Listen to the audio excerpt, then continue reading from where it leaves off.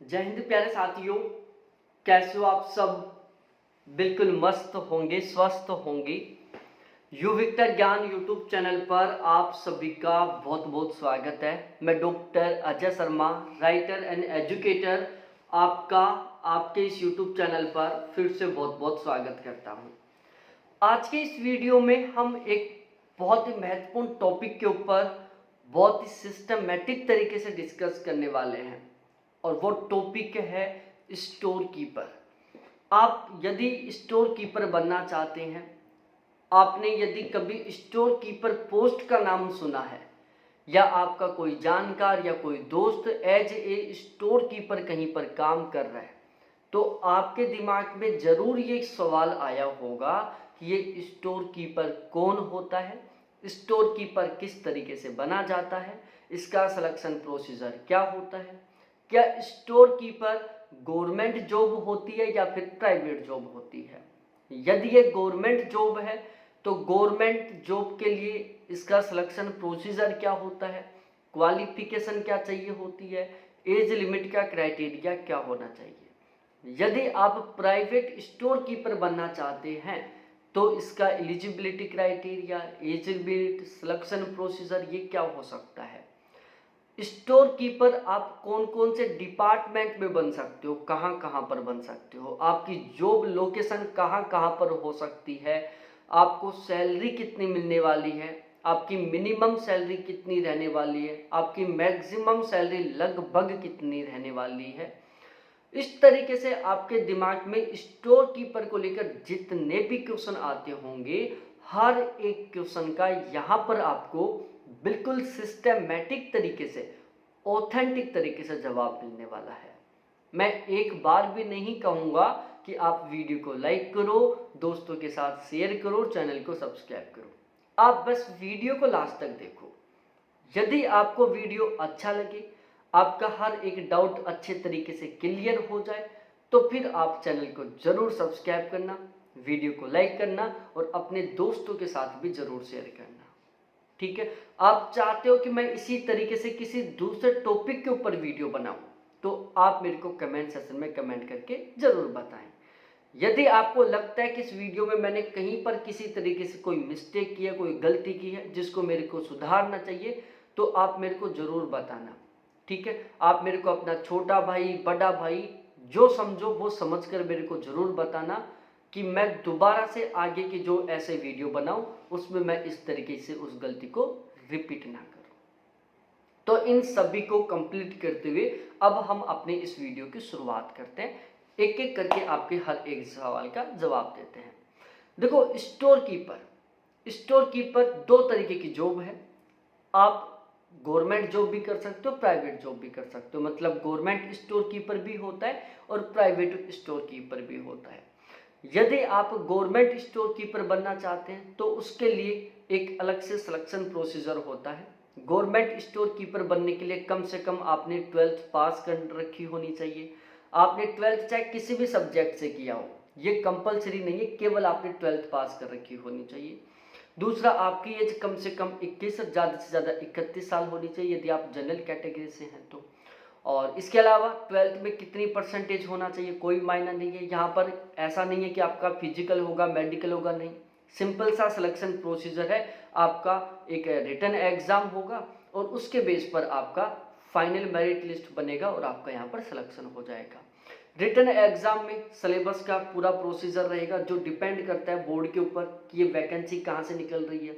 क्योंकि store keeper की जो गवर्नमेंट वैकेंसियाँ हैं वो भी अलग अलग डिपार्टमेंट से निकलती हैं। जैसे अभी आर्मी MES से स्टोर कीपर की वैकेंसी निकली है, ऐसे अलग अलग डिपार्टमेंट से स्टोर कीपर की वैकेंसी निकलती है। वो अपने खुद के अकॉर्डिंग क्या करते हैं, इनका सिलेक्शन प्रोसीजर फिक्स करते हैं।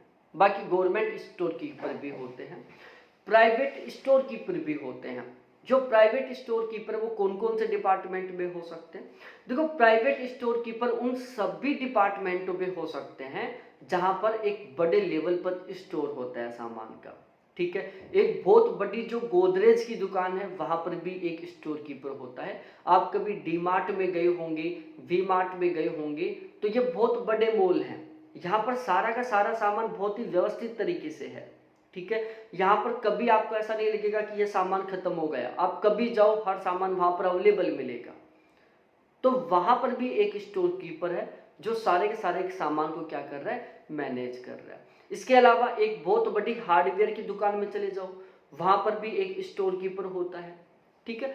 इसके अलावा जितनी भी जहाज वगैरह, मतलब जो भी ऐसा काम, ऐसा डिपार्टमेंट जहां पर एक बहुत बड़ा स्टोर होता है, वहां पर आपको स्टोर कीपर का पोस्ट देखने को मिलेगा, ठीक है। तो प्राइवेट में समझ में आ गया। प्राइवेट के लिए यदि मैं सिलेक्शन प्रोसीजर की बात करूं तो प्राइवेट स्टोर कीपर के लिए किसी विशेष प्रकार के सिलेक्शन प्रोसीजर की जरूरत नहीं है। एक सिंपल सा प्रोसीजर होता है कि आप 12th पास कर रखे हो, आपसे नॉर्मल से वो जब आप वहां के जाओगे तो नॉर्मल से कुछ आपसे क्वेश्चन पूछेंगे और आपका सिलेक्शन हो जाएगा। ध्यान रखना, यदि आप प्राइवेट स्टोर कीपर बनना चाहते हैं और आप बहुत अच्छी खासी सैलरी लेना चाहते हैं तो आपको कंप्यूटर का अच्छा नॉलेज होना चाहिए। देखो, स्टोर कीपर की जो सैलरी है वो लगभग ऑन एवरेज लेके चले तो 15,000 मिनिमम रहती है। बाकी डिपेंड करती है कि आप कौन सी कंपनी में काम कर रहे हो, कौन से डिपार्टमेंट में काम कर रहे हो। यदि आप एक बहुत बड़ी कंपनी में काम कर रहे हो जहां पर बहुत बड़े लेवल पर काम हो रहा है तो वहां पर आपकी सैलरी बहुत ज्यादा रहेगी। यदि आप छोटी कंपनियों में काम कर रहे हो जहां पर छोटे लेवल पर काम हो रहा है तो वहां पर आपकी सैलरी कम रहेगी, लेकिन किसी भी हाल में 15,000 से कम आपकी सैलरी नहीं रहने वाली। आपकी पहले महीने की यदि हम ऑन एवरेज सैलरी लेकर चले तो 15,000 से लेकर 40,000 तक ऑन एवरेज सैलरी रहती है। वो डिपेंड करता है कि आप इंटरव्यू के दौरान अपनी परफॉर्मेंस किस तरीके से दे रहे हो, आप किस तरीके से मैनेज कर रहे हो इंटरव्यू को, वो उसके ऊपर डिपेंड करता है, ठीक है। तो सैलरी का सिस्टम ये है। और इसके अलावा यदि हम स्टोर कीपर के बारे में बात करें, जो बड़ी कंपनियां होती है ना, इनमें सैलरी का बड़ा लेवल का सिस्टम होता है, ठीक है।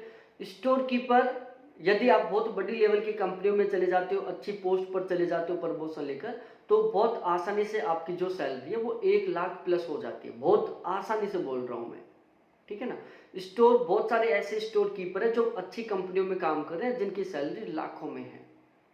और जो स्टोर कीपर के जो टॉप लेवल के जो पद हैं वहां पर सामान्यतः बीबीए और एमबीए किए हुए कैंडिडेट देखने को मिलते हैं, है ना। बहुत सारे ऐसे कैंडिडेट हैं जो बीबीए एमबीए करने के बाद स्टोर कीपर की पोस्ट पर जाते हैं, लेकिन वो स्टोर कीपर का काम नहीं करते, वो वहां की जो हायर पोस्ट है उनको संभालते हैं, जहां पर उनकी सैलरी भी बहुत अच्छी खासी रहती है और उनका काम केवल स्टोर कीपरों को संभालना होता है। तो ये आपको अच्छे से समझ में आ गया। आप फॉरेन में भी जा सकते हो स्टोर कीपर की, तो विदेशों में भी बहुत अच्छी खासी डिमांड है और वहां पर बहुत शानदार वाली सैलरी मिलती है। यदि आपका कोई जानकार है तो आप उसके थ्रू विदेशों में भी जाकर स्टोर कीपर बन सकते हो। अब स्टोर कीपर का काम क्या होता है, सबसे मेन टॉपिक है जिसके ऊपर हम यहाँ पर अब चर्चा करने वाले हैं। देखो, स्टोर कीपर का मतलब क्या होता है। स्टोर का मतलब होता है, स्टोर आप सब जानते हो, संग्रह, और कीपर का मतलब होता है रक्षक, मतलब जो सामान है उसका रक्षक, मतलब जो स्टोर है उसकी सुरक्षा करना, ठीक है ना। सब वो स्टोर किसी का भी हो सकता है, किताबों का स्टोर हो सकता है, गोदरेज के सामान का हो सकता है, हार्डवेयर के सामान का हो सकता है, जूतों का स्टोर हो सकता है, मतलब जो भी स्टोर है उसको सही ढंग से क्या करना, मैनेज करना, उसकी सुरक्षा करना। तो पहला आपका काम रहेगा, जिस स्टोर में आप काम कर रहे हो उस स्टोर के सामान की सुरक्षा करना। दूसरा आपका काम रहेगा उस स्टोर के सामान को मैनेज करना। मैनेज करने का मतलब है आपको पता होना चाहिए कि कौन से सामान की फिलहाल में कितनी क्वांटिटी बची हुई है, कौन सा सामान कितनी मात्रा में बचा हुआ है। उस स्टोर के रूल के अकॉर्डिंग फिर आपको क्या करना होगा, ऑर्डर करना होगा कि ये सामान हमारे अगले 2 दिन बाद खत्म हो जाएगा या 3 दिन बाद खत्म हो जाएगा, हमें स्टोर में इस सामान की कम से कम इतनी यूनिट तो हमें रखनी ही है। तो आप स्टोर के रूल रेगुलेशन के अकॉर्डिंग आप क्या करोगे, ऑर्डर करोगे। ऑर्डर करने के बाद जब वो सामान आएगा तो उस सामान की आप अच्छे तरीके से क्या करोगे, जांच पड़ताल करोगे कि क्या वही सामान है जो हमने मंगवाया है, ठीक है। यदि वो सामान ऑन टाइम नहीं आ रहा है तो आप बात करोगे कि हमने इतनी तारीख को ऑर्डर किया था, सामान इतनी तारीख को पहुंचने वाला था, अभी तक नहीं पहुंचा। जैसे सामान आया उसकी अच्छे तरीके से जांच पड़ताल करोगे, उसकी पैकेजिंग को चेक करोगे, सामान खराब तो नहीं है उसको अच्छे तरीके से चेक करोगे, ठीक है। फिर आप उस सामान की अनलोडिंग करवाओगे व्यवस्थित तरीके से, स्टोर में उस सामान को आप सही ढंग से मैनेज करवाओगे, ठीक है। पैकेजिंग का अच्छे तरीके से ध्यान रखोगे, ट्रांसपोर्टेशन का ध्यान रखोगे। ट्रांसपोर्टेशन का ध्यान दो तरीके से हो सकता है। सपोज दैट आप कोई सामान अपने स्टोर से बाहर दूसरी जगह भेजना चाहते हो, तो अब आपको ध्यान रखना होगा कि क्या हम वही सामान भेज रहे हैं जो सामने से ऑर्डर हुआ है, ठीक है। क्या हमने इसकी सही ढंग से पैकेजिंग की है, पैकेजिंग करने में तो कहीं कोई किसी तरीके से दिक्कत नहीं है। आप तब तक प्रॉपर वे में ध्यान रखोगे उस सामान का जब तक कि वो वहां पर पहुंच नहीं जाता है, ठीक है। आपने जो सामने से ऑर्डर आया, आपने सामान को भिजवा दिया, सामने से फोन आ गया कि हमने जिस तरीके से सामान मंगवाना चाहा था बिल्कुल उसी वे में हमारे पास सामान आ गया, फिर आप उसका रिकॉर्ड बना के अपने सीनियर को दे दोगे, ठीक है। इसके अलावा यदि कोई ऐसा सामान है जिसमें रिपेयर करवाने से काम चल सकता है तो ये सारा काम आप करवाओगे। मतलब जितना भी सामान है उसका आप रिकॉर्ड रखोगे एक तरीके से, ठीक है ना। और आजकल तो आप किसी भी स्टोर में चले जाओ, सारा का सारा जो काम हो कंप्यूटर के ऊपर होता है, तो आप कंप्यूटर के ऊपर हर एक सामान का रिकॉर्ड रखोगे। जैसे आप मेडिकल की दुकान पर जाते हो ना, तो उनको पता है कि इस कॉर्नर के इस डब्बे में ये टैबलेट रखी हुई है, इस कॉर्नर के इस डब्बे में ये टैबलेट रखी हुई होती है, तो वहां पर भी वो क्या काम करते हैं, स्टोर कीपरिंग का काम करते हैं। इसी तरीके से आपको काम करना होगा कि उस कॉर्नर में वो सामान है, उस फ्लोर के उस कॉर्नर में ये सामान रखा हुआ है, ये सारा का सारा आप अपने सिस्टम के ऊपर रखोगे, ठीक है। साथ ही साथ आप ये भी स्पेशली तरीके से ध्यान रखोगे, सपोज दैट कोई भी आइटम है, नमक की थैली की बात कर रहा हूं, 5 नमक की थैली आप अपने सिस्टम पर देखें, वहां पर पता चला कि हमारे स्टॉक में अभी केवल 5 नमक की थैली बची हुई है, ठीक है। सिस्टम कितनी दिखा रहा है, 5 नमक की थैली दिखा रहा है। अब आप रियलिटी में भी जाकर देखोगे कि क्या सच में स्टोर में 5 ही नमक की थैली बची हुई है क्या। अब यदि वहां पर 4 थैलियां हैं, आपका सिस्टम 5 थैली दिखा रहा है, तो अब आपको जांच पड़ताल करनी पड़ेगी कि रियलिटी में एक थैली कहां पर गई, ठीक है। तो आपको अपने सिस्टम में जितना स्टॉक है और रियलिटी में जितना स्टॉक है उसको अच्छे तरीके से ध्यान में रखना होगा कि कहीं किसी तरीके से दिक्कत ना हो जाए। डिलीवरी का पूरा प्रॉपर वे में ध्यान रखोगे, ठीक है। इसके अलावा यदि किसी भी कंपनी का ऑडिट होता है उस स्टोर से रिलेटेड, तो आप उस ऑडिट ऑफिसर की हेल्प करोगे ऑडिट करने में, ताकि सही ढंग से ऑडिट हो सके। मिनिमम स्टॉक को मेंटेन रखना होगा। जैसे हम कभी कभी अमेजन फ्लिपकार्ट से ऑर्डर करते हैं, तो हमें किसी भी सब सामान को ऑर्डर करते हैं तो वहां पर लिखा जाता है अनअवेलेबल इन स्टॉक, ठीक है।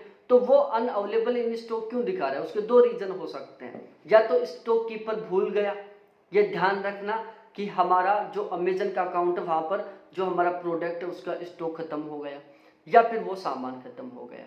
तो आप ये भी ध्यान रखोगे, है ना, आप ये भी ध्यान रखोगे कि हमारी कंपनी में इस सामान का मिनिमम स्टॉक कितना होना चाहिए। जैसे अलग अलग कंपनियों के रूल रहते हैं। जैसे मैं एक एग्जांपल ले रहा हूँ, आप जिस कंपनी में काम कर रहे हो उसमें रूल है कि हमारे किसी भी सामान की संख्या 5 से कम नहीं होनी चाहिए, ठीक है। जैसे आपको पता चला कि हमारे इस कंपनी में नमक की थैली केवल 10 बची, आप तुरंत ऑर्डर करोगे, क्योंकि आपको इस बात का ध्यान रखना है कि 5 से कम नहीं होनी चाहिए, ठीक है। तो आप इसको अच्छे तरीके से मेंटेन रखोगे। तो मतलब ये समझो आपका जो काम है ना वो केवल स्टोर को मैनेज करने का होगा, बहुत हार्ड वर्क नहीं होगा, केवल मेंटली काम होगा, थोड़ा बहुत फिजिकल का काम होगा, सारा काम कंप्यूटर के माध्यम से होगा, ठीक है। अब यदि मैं यहाँ पर आपकी सैलरी के बारे में बात करूँ, तो सैलरी प्यारे साथियों आप प्राइवेट डिपेंड करेगा आप कौन सी कंपनी के अंदर काम कर रहे हो, ठीक है, आपका इंटरव्यू कैसा जाता है, ठीक है। और इसके अलावा यदि आपको एक्सपीरियंस है तो आपको उसका अलग से बेनिफिट मिलेगा, लेकिन ये मान के चलो कि 15,000 से कम आपकी सैलरी किसी हाल में नहीं रहने वाली। सैलरी बहुत अच्छे खासे तरीके से बढ़ेगी, वो डिपेंड करेगी आपकी वर्किंग परफॉर्मेंस के ऊपर कि आप कितना अच्छे तरीके से काम करते हो, क्योंकि प्राइवेट सेक्टर में सैलरी हर हाल में डिपेंड करती है आपकी वर्किंग परफॉर्मेंस के ऊपर। आप जितना अच्छा काम करोगे आपको उतनी ही अच्छी सैलरी मिलेगी। तो मेरे अनुसार अब आपका हर एक डाउट क्लियर हो गया होगा अच्छे तरीके से स्टोर कीपर को लेकर, और अभी भी कुछ बचा हुआ है पूछना तो आप जरूर डिस्कस कर सकते हैं मेरे साथ कमेंट सेक्शन में कमेंट करके। वीडियो अच्छा लगा हो तो लाइक करो, दोस्तों के साथ शेयर करो, चैनल को जरूर सब्सक्राइब करो। बहुत बहुत धन्यवाद सभी साथियों को देखने के लिए। Thanks, bye.